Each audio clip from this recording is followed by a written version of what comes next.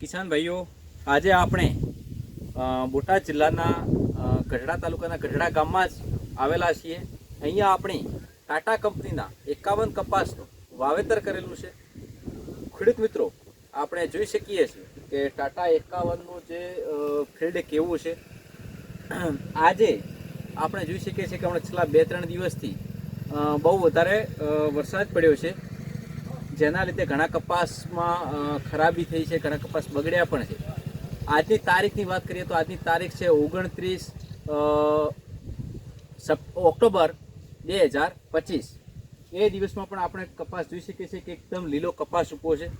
હવે આ કપાસમાં આપણે જોઈ શકીએ છીએ કે થોડી ઘણી વીણી 1-2 વીણી થઈ ગઈ છે, છતાં પણ ઉપરનો ભાગ જોઈશું તો કે કેટલા ઝીંડવા, કેટલા સિરિંજમાં ઝીંડવા લાગેલા છે.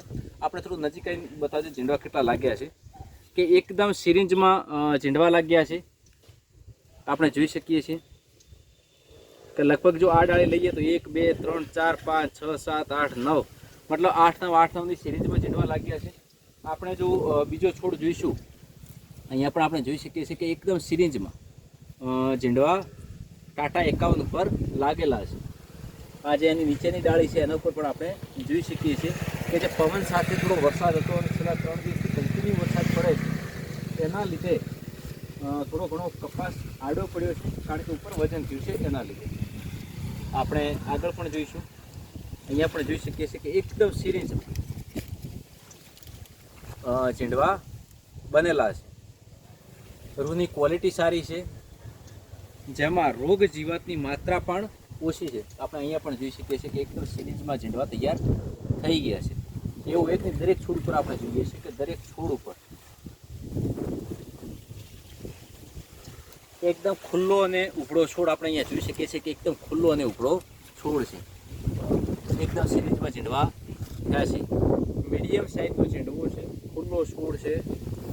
રોગ જીવાત જે છે એકદમ ઓછી આવે છે. આમાં લગભગ 1-2 વીણી થઈ ગઈ છે. આપણે અહીંયા જોઈ શકીએ છીએ કે એકદમ ખુલ્લો છોડ છે અને સિરીઝમાં એકદમ ઝીંડવા તૈયાર થયેલા છે. આની જે બાજુની ડાળી છે એમાં પણ આપણે જોઈ શકીએ છીએ કે કેટલા બધા ઝીંડવા તૈયાર થઈ ગયા છે. તો ખેડૂત મિત્રો, આટલા વરસાદમાં પણ ટક્કર લઈને આપણો જે ટાટા 51 છે હાલ ઊભો છે. ગઢડામાં જ આ પ્લોટ આવેલો છે. આજની તારીખ છે 29 ઓક્ટોબર 2025. છેલ્લા 3 દિવસથી સૌથી વધારે વરસાદ પડ્યો છે, કે જેમાં સૌથી વધારે બગાડ કપાસમાં થયા છે, છતાં પણ આપણે ઘેરો જોઈ શકીએ છીએ. આપણે અહીંયાની થોડું આગળ પણ જઈને બતાવશું કે કેવો છે કપાસ, કેવી સિરિંજ બની છે. આપણે જોઈ શકીએ છીએ કે એકદમ સિરિંજમાં ઝીંડવા તૈયાર થયેલા છે. આ કપાસમાં ઉપરથી માથા કાપેલા છે કે કેટલા બધા ઝીંડવા તૈયાર થઈ ગયા છે. એવરેજ આપણે ગણીશું તો લગભગ હાલ વીણ્યા પછી પણ આ કપાસ ઉપર 40 થી 45 જેટલા ઝીંડવા હાલ તૈયાર હશે. આપણે અહીંયા પણ જોઈ શકીએ છીએ. તો ખેડૂત મિત્રો, જેને પણ કપાસનું વાવેતર કરવું હોય તો તમે ટાટા 51નું વાવેતર કરી શકો છો. ખૂબ ખૂબ આભાર.